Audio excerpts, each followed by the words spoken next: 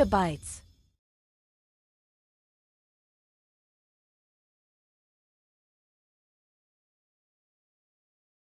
นิทานคลาสสิกเรื่องลูกหมู3 ตัวกาลครั้งหนึ่งนานมาแล้วมีลูกหมู3 ตัวอาศัยอยู่กับแม่หมูในป่าใหญ่ลูกหมูแต่ละตัวอยากมีบ้านเป็นของตัวเอง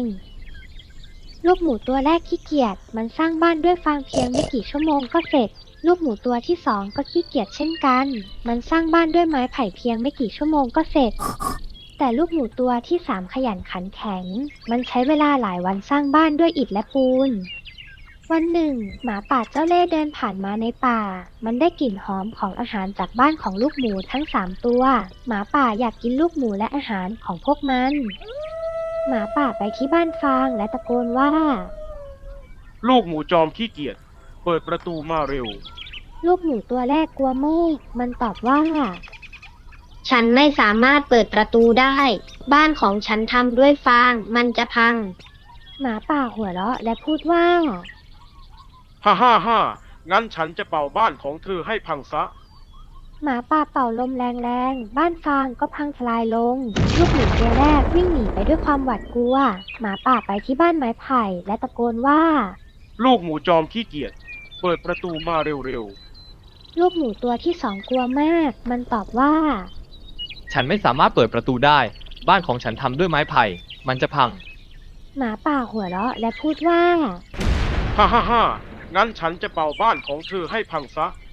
หมาป่าเป่าลมแรงๆบ้านไม้ไผ่ก็พังทลายลงลูกหมูตัวที่2เลยวิ่งหนีไปด้วยความหวาดกลัวหมาป่าไปที่บ้านอิฐและตะโกนว่าลูกหมูจอมขี้เกียจเปิดประตูออกมาเร็วลูกหมูตัวที่3ไม่กลัวมันและตอบไปว่าฉันจะไม่เปิดประตูหรอกบ้านของฉันทำด้วยอิฐเธอเป่าไม่พังหรอกหมาป่าโกรธเงือกมันพยายามเป่าบ้านอิฐด้วยแรงทั้งหมดแต่บ้านอิฐแข็งแรงมากหมาป่าเป่าไม่พังหมาป่าคิดหาวิธีใหม่มันปีนขึ้นไปบนหลังคาบ้านและพยายามจะลงไปทางปล่องไฟแต่ลูกหมูตัวที่3ฉลาดมากมันตั้งกระทะน้ำร้อนไว้บนเตาใต้ปล่องไฟเมื่อหมาป่าลงไปทางปล่องไฟมันก็ตกลงไปในกระทะน้ำร้อนหมาป่าร้องด้วยความเจ็บปวดและวิ่งหนีออกจากป่าไปลูกหมูตัวที่3ดีใจมากที่มันเอาชนะหมาป่าได้มันปลอดภัยในบ้านอิฐของมันลูกหมูตัวแรกและตัวที่2รู้สึกเสียใจที่พวกมันขี้เกียจพวกมันเรียนรู้บทเรียนว่าการทำงานหนักและสร้างบ้านที่แข็งแรงนั้นสำคัญแค่ไหนในที่สุดลูกหมูตัวแรกและตัวที่2ก็สร้างบ้านใหม่ด้วยอิฐพวกมันอาศัยอยู่อย่างมีความสุขกับแม่หมูและลูกหมูทั้ง3ตัวนิทานเรื่องนี้สอนให้เรารู้ว่าการทำงานหนักมีรางวัลลูกหมูตัวที่3ขยันขันแข็งสร้างบ้านด้วยอิฐบ้านของมันจึงแข็งแรงและปลอดภัยการวางแผนล่วงหน้าสำคัญลูกหมูตัวแรกและตัวที่2ขี้เกียจพวกมันสร้างบ้านด้วยฟางและไม้ไผ่บ้านของพวกมันจึงพังทลายลงเมื่อเจอลมพายุควรฟังคำเตือนของพ่อแม่หมูเตือนลูกหมูทั้ง3ตัวให้สร้างบ้านด้วยอิฐแต่ลูกหมูตัวแรกและตัวที่2ไม่ฟังคำเตือนพวกมันจึงต้องเรียนรู้บทเรียนด้วยตัวเองสติปัญญาสามารถเอาชนะความชั่วร้ายได้ลูกหมูตัวที่3ฉลาดมากคือเรื่องกระต่ายกับเต่าค่ะกาลครั้งหนึ่งนานมาแล้วในป่าใหญ่แห่งหนึ่งมีกระต่ายตัวหนึ่งที่ขึ้นชื่อเรื่องความเร็วและเต่าตัวหนึ่งที่ขึ้นชื่อเรื่องความช้ากระต่ายมักจะโอ้อวดความเร็วของตัวเองอยู่เสมอวันหนึ่งกระต่ายและเต่าได้พบกันกระต่ายหัวเราะย่อเต่าที่เดินช้าฮ่าฮ่าฮ่าเจ้าเต่าเอ๋ยช้าอะไรอย่างนี้ข้าวิ่งรอบป่าได้หลายรอบแล้วนะเจ้าตามข้าทันหรือเปล่ากระต่ายหัวเราะย่อเจ้าเต่าช้าแต่มั่นคงนะเจ้ากระต่ายข้าท้าเจ้าแข่งวิ่งกันเถอะข้าจะพิสูจน์ให้เจ้าเห็นว่าข้าก็มีดีเหมือนกันเต่ายิ้มและบอกเจ้ากระต่ายอย่างมั่นใจเอาสิเจ้าเต่าข้าจะให้เจ้ากินฝุ่นเลยกระต่ายหัวเราะกระต่ายมั่นใจในตัวเองมากจึงตกลงแข่งโดยไม่ลังเลการแข่งขันเริ่มต้นขึ้นกระต่ายวิ่งออกไปด้วยความเร็วราวกับสายลมมันวิ่งนำเต่าไปไกลมากกระต่ายคิดว่าเต่าไม่มีทางตามมันทันจึงหยุดพักใต้ต้นไม้ใหญ่ข้าเหนื่อยจังงีบสักแป๊บคงไม่เป็นไรเจ้าเต่าช้าขนาดนั้นคงไม่มีทางตามข้าทันหรอกกระต่ายจึงนอนหลับไปด้วยความสบายใจในขณะที่กระต่ายกำลังนอนหลับ เต่าก็ค่อยๆคลานมาทีละน้อย มันไม่เคยยอมแพ้ แม้จะรู้ว่าตัวเองช้า แต่เต่าก็มุ่งมั่นที่จะไปถึงเส้นชัย เมื่อกระต่ายตื่นขึ้นมา มันตกใจมากที่เห็นเต่ากำลังจะเข้าเส้นชัย กระต่ายรีบวิ่งสุดแรงเกิด แต่ก็สายเกินไป เต่าเป็นผู้ชนะการแข่งขัน เจ้าเต่ายิ้มอย่างภูมิใจ ข้าบอกแล้วไงว่า ช้าแต่มั่นคง ความเร็วไม่ได้สำคัญเสมอไป สิ่งสำคัญคือความมุ่งมั่นและอดทนต่างหาก เจ้ากระต่ายก้มหน้าด้วยความละอาย ข้าขอโทษเจ้าเต่า ข้าดูถูกเจ้า ข้าสัญญาว่าจะไม่โอ้อวดความเร็วอีกต่อไป ข้าจะเรียนรู้จากเจ้า มุ่งมั่นและอดทนให้มากขึ้น ดีแล้วเจ้ากระต่าย ข้าดีใจที่เจ้าคิดได้ เราสองตนเป็นเพื่อนกันนะ เจ้ากระต่ายและเต่าก็กลายเป็นเพื่อนที่ดีต่อกัน พวกเขารู้ว่ามิตรภาพที่แท้จริง เกิดขึ้นได้จากความเข้าใจและการช่วยเหลือซึ่งกันและกัน นิทานเรื่องนี้สอนให้เรารู้ว่า ความเร็วไม่ได้สำคัญเสมอไป สิ่งสำคัญคือความมุ่งมั่นและอดทน แม้จะช้า แต่เต่าก็ไม่เคยยอมแพ้ มันพยายามอย่างเต็มที่จนบรรลุเป้าหมาย หวังว่าเพื่อนๆจะชอบนิทานเรื่องนี้ ลองนำไปเล่าให้เพื่อนๆฟัง สนุกแน่นอนค่ะ การครั้งหนึ่งนานมาแล้ว มีเด็กหญิงคนหนึ่งชื่อหนูน้อยหมวกแดง เธออาศัยอยู่กับคุณยายในกระท่อมหลังเล็กๆ ในป่าวันหนึ่ง คุณแม่ของหนูน้อยหมวกแดงได้อบขนมปังและไวน์แดงสดๆ ไว้ให้หนูน้อยนำไปให้คุณยายที่ป่วยหนัก หนูน้อยหมวกแดงสวมหมวกสีแดงสดของเธอ และออกเดินทางไปยังบ้านของคุณยาย หนูน้อยเตรียมตัวเสร็จหรือยังลูก เสร็จแล้วค่ะแม่ ขนมปังและไวน์พร้อมแล้วนะไปเยี่ยมคุณใหญ่ได้เลย ขอบคุณค่ะแม่หนูจะไปแล้วค่ะ ระหว่างทางหนูน้อยหมวกแดงพบกับหมาป่าตัวร้าย หมาป่าถามหนูน้อยหมวกแดงว่าคุณยายของเธออยู่ที่ไหน หนูน้อยหมวกแดงบอกหมาป่าว่าเธอไปเยี่ยมคุณยายที่ป่วยหนัก หมาป่าคิดแผนชั่วร้าย หนูไปไหนคนเดียวเหรอ หนูจะไปเยี่ยมคุณยายที่ป่วยหนักค่ะ คุณยายหนูอยู่ที่ไหนเหรอจ๊ะ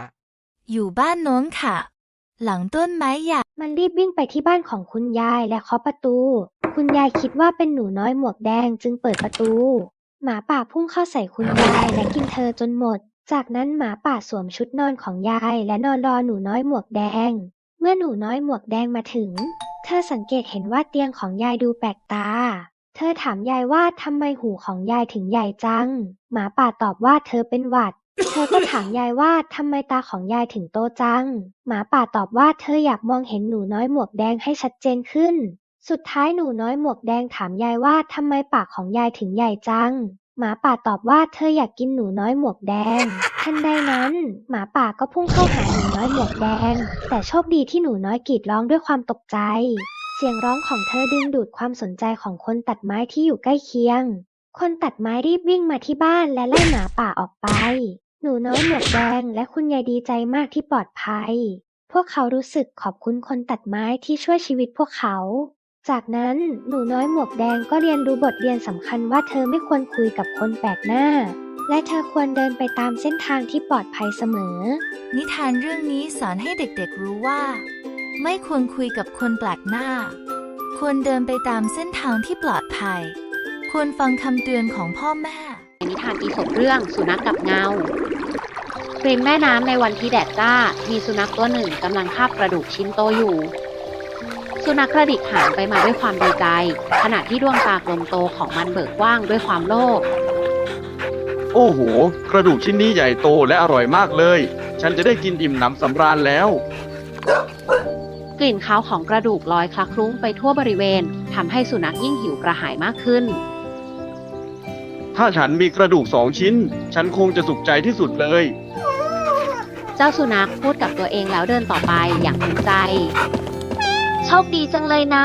ที่ได้กระดูกชิ้นใหญ่แบบนี้ ฉันอยากได้บ้างจัง เจ้าแมวน้อยพูดกับสุนัข เจ้าสุนัขคาบกระดูกชิ้นโตเดินไปเรื่อยๆ และข้ามสะพานไม้เก่าๆ ขณะที่เดินไป เจ้าสุนัขก็เห็นเงาของตัวเองสะท้อนลงไปในน้ำใสๆ โอ้โห นั่นมันอะไรนะ ทำไมถึงมีสุนัขอีกตัวหนึ่งคาบกระดูกชิ้นใหญ่กว่าของฉันอยู่ได้ เฮ้ กระดูกของนายดูน่ากินกว่าของฉันเยอะเลย มาแลกกันไหม มาสิ มาเอาไปเลย ฉันจะเอาของนายมาให้ได้ เ เจ้าสุนัขอยากได้กระดูกชิ้นใหญ่กว่า จึงกระโดดลงไปในน้ำทันที พอลงไปถึงน้ำกระดูกชิ้นโตที่คาบไว้ก็หลุดลงไปในน้ำซะแล้ว โอ้ไม่ กระดูกของฉันหายไปแล้วทำไมฉันถึงได้โง่แบบนี้นะ เจ้าสุนัขร้องไห้เสียใจมาก เพราะความโลภทำให้เสียกระดูกชิ้นโปรดไป ฉันโง่จังเลย ฉันควรพอใจในสิ่งที่ฉันมีอยู่แล้ว ไม่ควรโลภมากแบบนี้เลย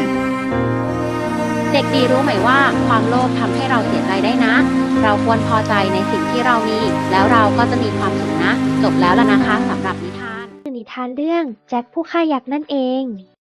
การละครั้งหนึ่งนานมาแล้ว ในหมู่บ้านเล็กๆท่ามกลางหุบเขา มีเด็กชายยากจนชื่อแจ็คอาศัยอยู่กับแม่ในกระท่อมหลังเล็กๆ ครอบครัวของแจ็คแสนขัดสน ชีวิตเต็มไปด้วยความยากลำบาก อาหารการกินก็หาได้ยากเย็น วันหนึ่งแม่ของแจ็คไม่มีเงินซื้ออาหารเลย เธอจึงตัดสินใจให้แจ็คนำวัวแก่ตัวสุดท้ายที่พวกเขามีไปขาย แต่แจ็คกลับพาวัวแก่ของครอบครัวไปแลกกับถั่วเมล็ดเล็กๆที่พ่อค้าบอกว่ามันเป็นถั่ววิเศษ เมื่อแจ็คกลับมาที่บ้านแม่ของแจ็คโกรธมากที่แจ็คเอาวัวไปแลกถั่ว เธอจึงโยนถั่วออกไปนอกหน้าต่าง แต่ใครจะรู้ว่าถั่ววิเศษนี้จะเปลี่ยนชีวิตของแจ็คไปตลอดกาล เช้าวันต่อมาแจ็คตื่นขึ้นมาด้วยความประหลาดใจ เขาเห็นต้นถั่วยักษ์สูงเสียดฟ้างอกขึ้นจากพื้นดินตรงที่แม่เขาโยนถั่ววิเศษไว้ แจ็ครู้สึกทึ่งกับสิ่งที่เห็น ตัดสินใจปีนขึ้นไปบนต้นถั่วเพื่อดูว่าปลายสุดของต้นถั่วอยู่ที่ไหน แจ็คปีนขึ้นไปเรื่อยๆ ใช้เวลานานพอสมควร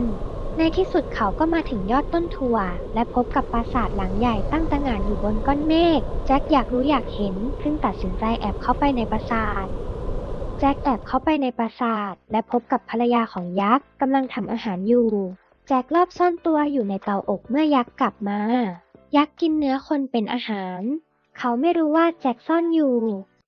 เมื่อยักษ์อิ่ม ยักษ์ก็สั่งให้พิมพ์วิเศษบรรเลงเพลง แจ็คแอบฟังเพลงจากเตาอบ เสียงเพลงไพเราะมาก จนแจ็คเผลอส่งเสียงร้อง ยักษ์ได้ยินเสียงและรู้ว่ามีคนซ่อนอยู่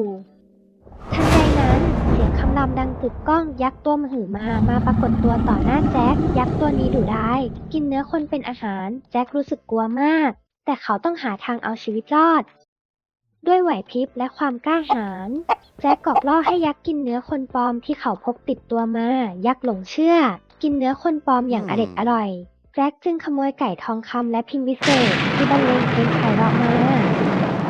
แต่ยักษ์เริ่มรู้ตัวว่าถูกหลอกโกรธแค้นจนตัวสั่น แจ็ควิ่งหนีตายลงจากต้นถั่ว ยักษ์ใกล้ตามมาอย่างบ้าคลั่ง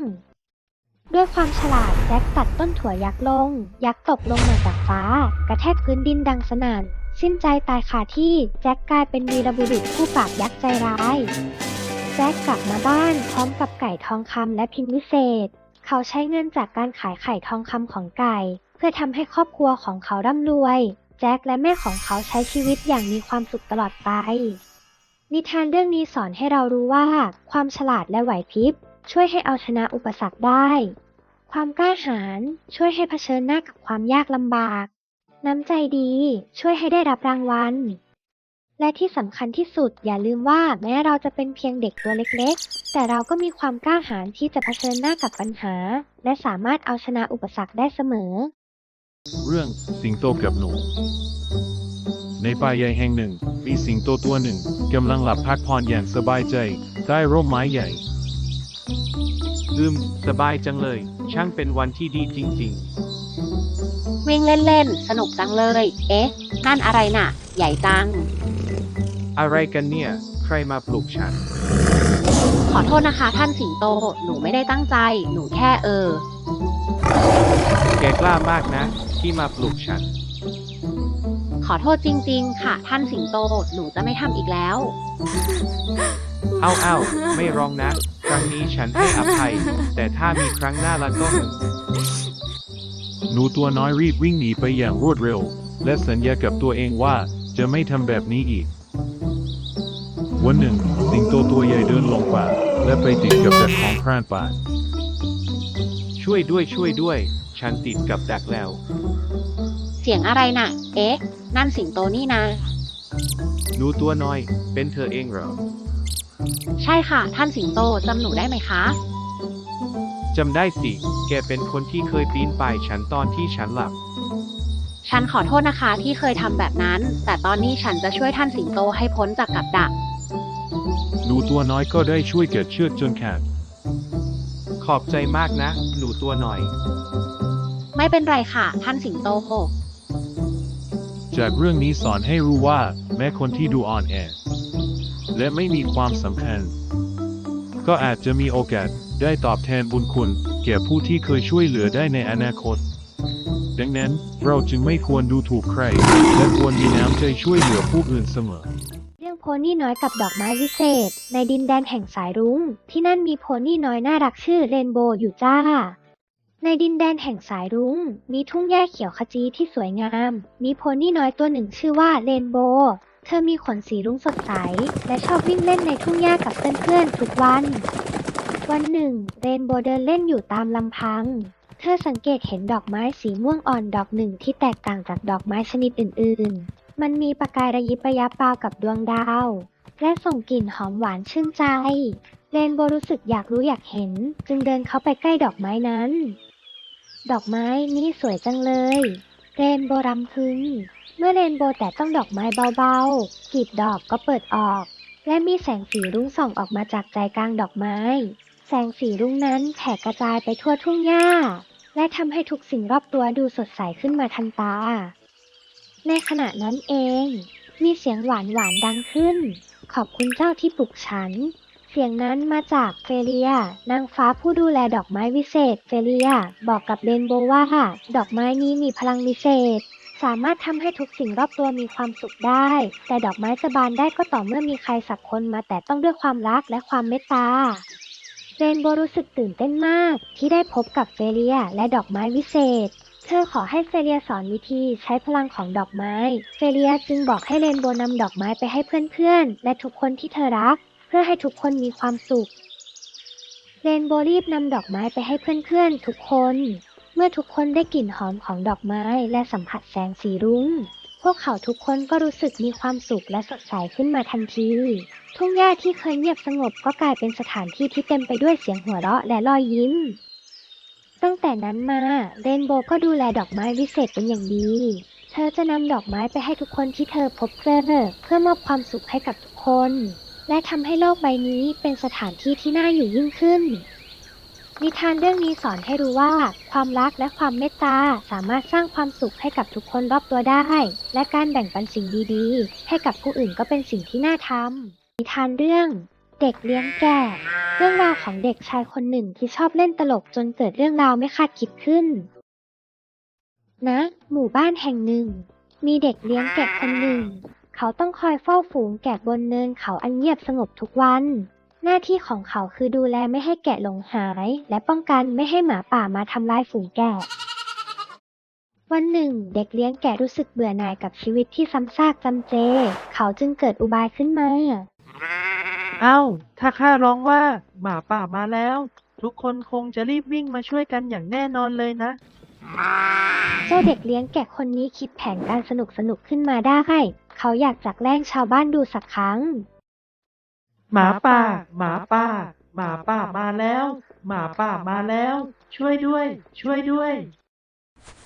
ชาวบ้านที่ได้ยินเสียงก็รีบวิ่งมาช่วยกันอย่างตื่นตระหนก พวกเขาถือไม้ถือมีดและสิ่งของที่พอจะหาได้วิ่งกันมาตาค้าง ไหนหมาป่าอยู่ไหน อยู่ไหน ฮิฮิ ไม่มีหมาป่าสักหน่อย ข้าแค่แกล้งเล่นเอง ชาวบ้านโกรธมากที่ถูกเด็กเลี้ยงแกะหลอกลวง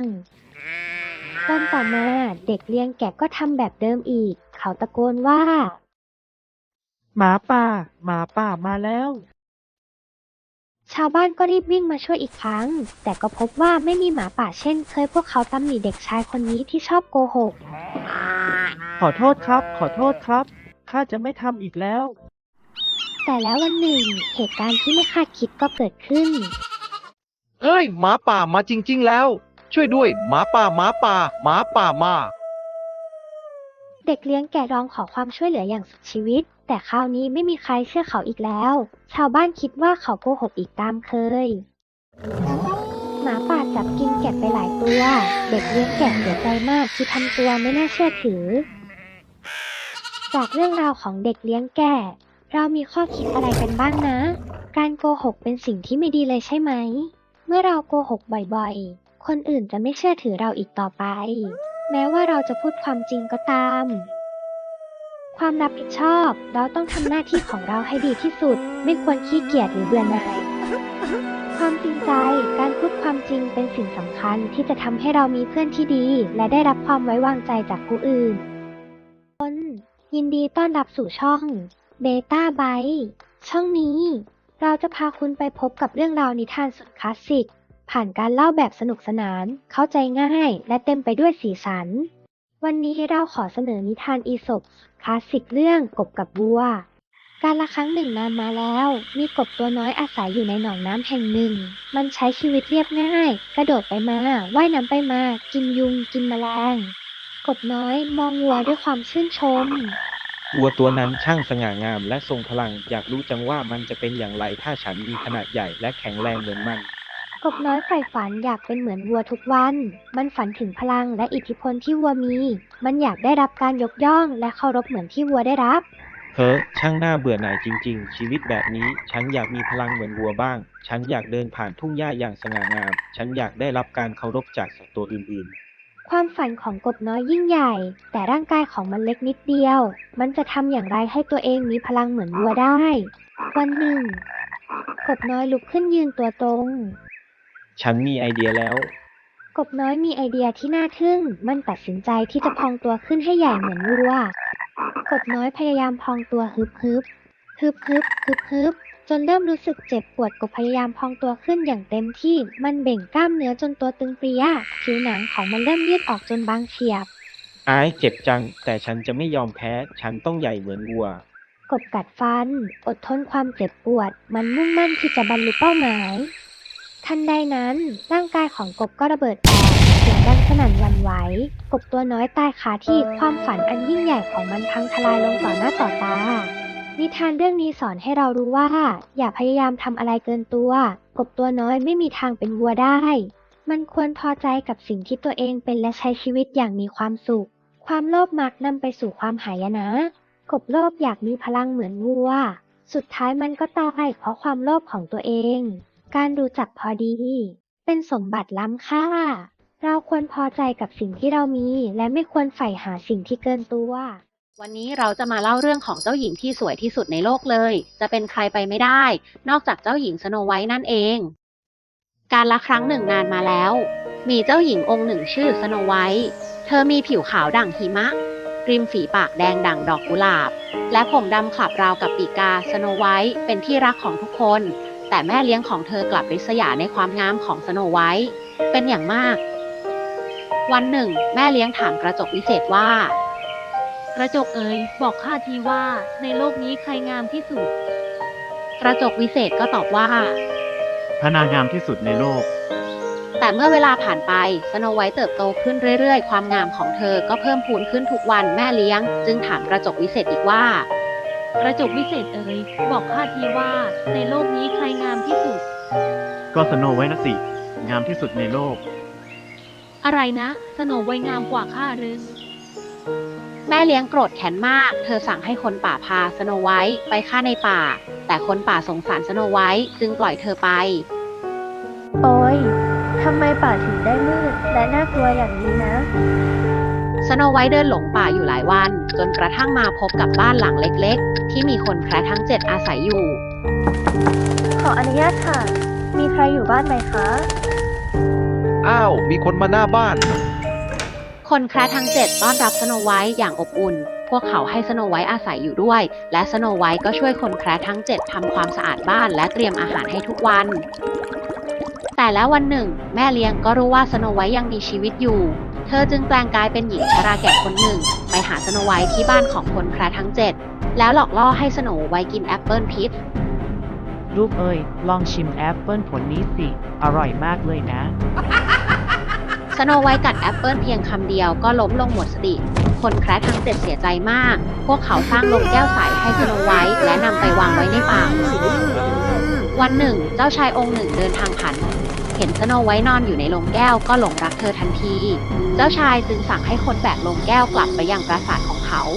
เมื่อคนงานแบกลงแก้วเดินสะดุดทำให้อาหารพิษที่ติดอยู่ที่คอสโนไวท์หลุดออกมาสโนไวท์ก็ฟื้นขึ้นมา และแล้วสโนไวท์กับเจ้าชายได้แต่งงานกัน และได้ครองรักกับเจ้าชายอย่างมีความสุขตลอดไป และแม่เลี้ยงใจร้ายก็ได้รับโทษตามกรรมที่ตนเองได้กระทำนิทานเรื่องนี้สอนให้เราได้รู้ว่าความงามภายนอกนั้นไม่ยั่งยืน แต่ความดีงามภายในจิตใจต่างหากที่สำคัญ และความรักและมิตรภาพที่ดีงามจะช่วยให้เราผ่านพ้นอุปสรรคต่างๆไปได้ จบแล้วนะคะกับนิทานก่อนนอน อย่าลืมกดไลค์ กดติดตาม และกดแชร์ ให้เป็นกำลังใจให้พวกเราด้วยนะคะ